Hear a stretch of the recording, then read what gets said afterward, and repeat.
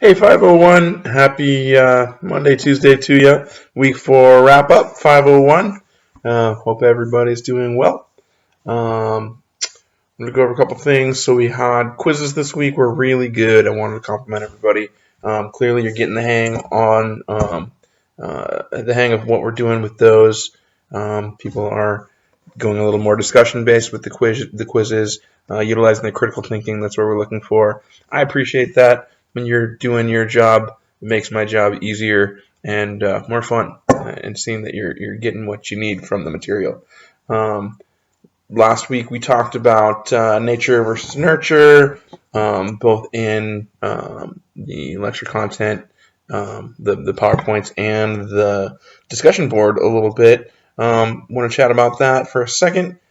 Nature versus nurture, twin studies, all that, and really kind of delving into the factual side of nature versus nurture. Really important. I hope you really enjoyed the reaction range theory concept and looking at that sort of answer to the debate. I think it's the educated way of looking at things and is huge in terms of application to social work and what we can discuss with our client base in terms of helping folks to answer why, helping folks to understand what's going on in terms of all kinds of health, behavioral, physical, medicinal things in general.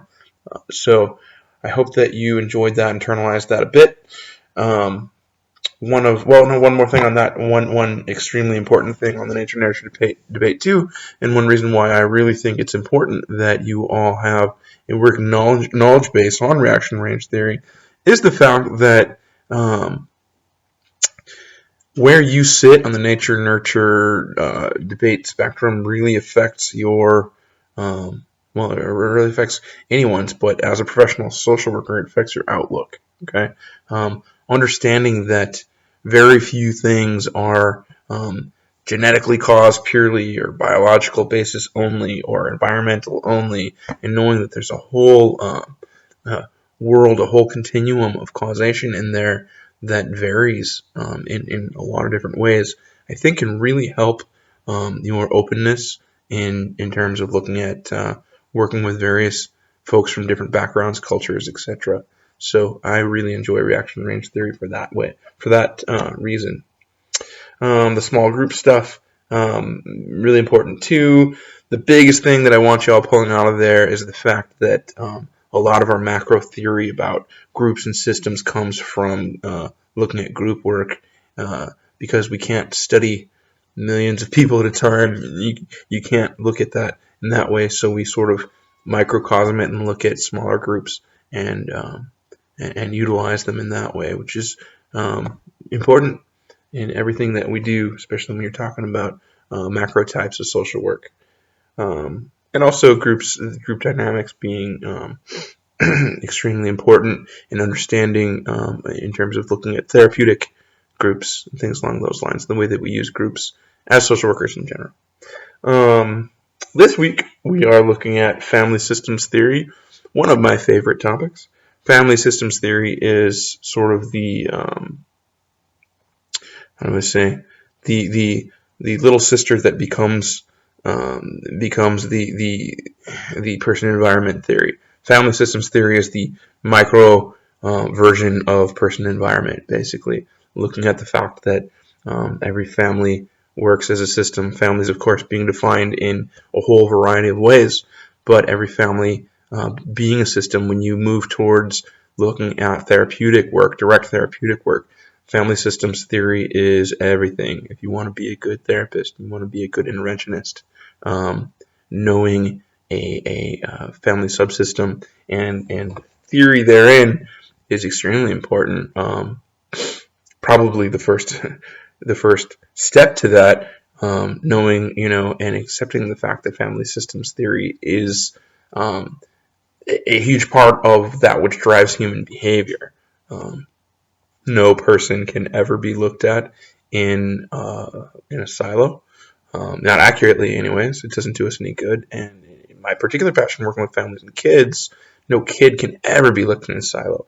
Working with kids within the context of their family is everything. okay? And you affect the system. If you affect the system, you affect the kid. So please remember that. Etch that into your brain. Know that if you get out into the world and you're starting to work with folks in various ways that social workers can touch individual lives, remember, always in the back of your head, you should have family systems theory. It's huge. I hope you enjoyed your reading around there, around family systems. There's oodles upon oodles of family systems classes, and family systems theoretical background is its own gig out there. So if you're interested in that, let me know. I can push you in that direction, and help you figure out where you're going. Or I'm sure that you'll touch on family systems and other classes upcoming as well. All right, it is midterm week. Woohoo! All right, so I want to talk about the midterm briefly. Hopefully you're watching this, because if you don't, you're not going to do as well on the midterm as you would be if you are watching this right now. So, for those of you who are watching, I'm glad. And you're glad. You will be glad. So the midterm, I've got some notes that I want to chat with you about. All right, the midterm is, I think I've told you a couple times now, but it is non-comprehensive, okay? So it's pretty short. It's like 20 questions or something along those lines. Maybe even shorter than that. I can't remember. But anyways, the point of the midterm is differentiating between biological, psychological, and social elements, as if you were looking at elements that you were bringing that you were bringing from a narrative and sitting down to utilize these pieces and organize them into the assessment that you're going to sit down and write as a cohesive narrative. Okay, so doing that is, of course, much more difficult than you would think in a lot of ways. So I'm going to go over some tips. So let me dig right in here. Okay, remember this: root cause analysis. When you're looking at any particular piece of the narrative, you're going to go root cause on it. Okay, you're going to say, what's the thing that caused the other things? The thing behind the things. Okay, and that is where you want to put this particular narrative piece in your biological, psychological, or social categories. Okay. Example: an older gentleman comes into your clinic, states that he is depressed. Inquiring leads to find that he has stage 4 lung cancer. Okay, that's what you know right there. Was he depressed before he had the lung cancer? Let's say, for the sake of argument, he was not, upon your line of questioning. So the thing that caused the other thing, the thing behind the thing, he's got stage 4 lung cancer. Physically, he is not doing well. This is a sick man, and he's upset, probably for a variety of reasons. So the thing behind the other thing is the lung cancer, right? Lung cancer is a biological symptom. It's a physical symptomology. It's a medical thing. We're talking about putting that in the biological category. Okay? All right, next one. 2. A woman in her 30s comes in saying, and these are very much just like the questions that are going to be on your midterm. So very, very similar.